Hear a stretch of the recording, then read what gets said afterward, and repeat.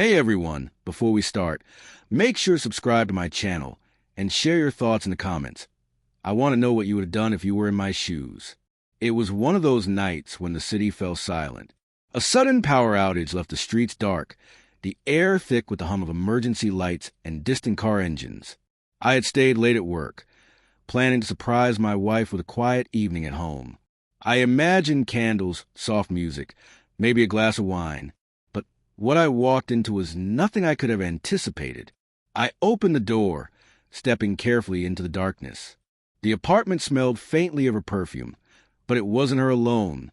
I froze, the sound of movement in the living room stopping me cold. My mind raced, trying to rationalize what I was hearing. Maybe she was just tidying up or talking to a friend. But then I heard it, a low, intimate whisper, followed by laughter that didn't belong to me. My stomach dropped. My heart hammered in my chest. Every instinct screamed that something was wrong. I edged closer, trying to hear without being seen, my body trembling. And there they were, my wife, in the dark, close to another man.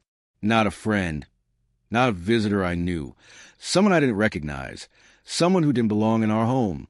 The way they moved together, the sounds of closeness and whispered words. It wasn't a simple conversation. It was betrayal.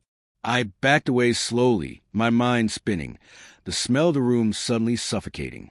I didn't know whether to confront them, flee, or just collapse from the shock. The power outage had left me in darkness physically, but what I had just witnessed left me in darkness emotionally. Over the next few days, I replayed it over and over. Every memory of trust, every moment of affection, felt like it had been built on a fragile lie. I noticed the little things I'd ignored before.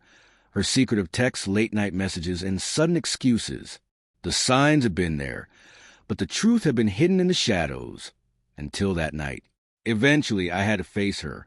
The confrontation was quiet, but explosive in its intensity. She didn't deny it.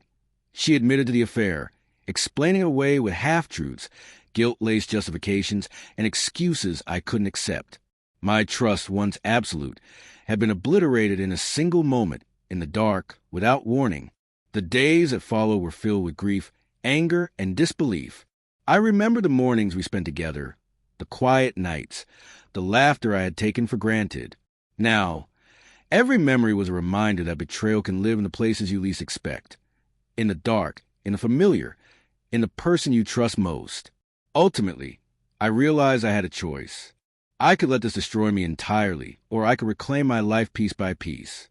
I chose to walk away, to grieve, to heal, but not to let someone else's deception define me. It was painful, heartbreaking, and lonely, but it was also necessary. Months later, I still think about that night, the darkness, the sound that froze me, but I no longer let it control me. I've learned that betrayal doesn't erase your worth. It doesn't define your future. And sometimes the hardest truths, discovered in the most ordinary moments, teach the strongest lessons about resilience and self-respect.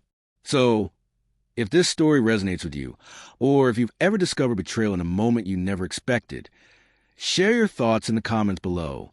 How would you have reacted if the person you trusted most was someone else's secret in the dark?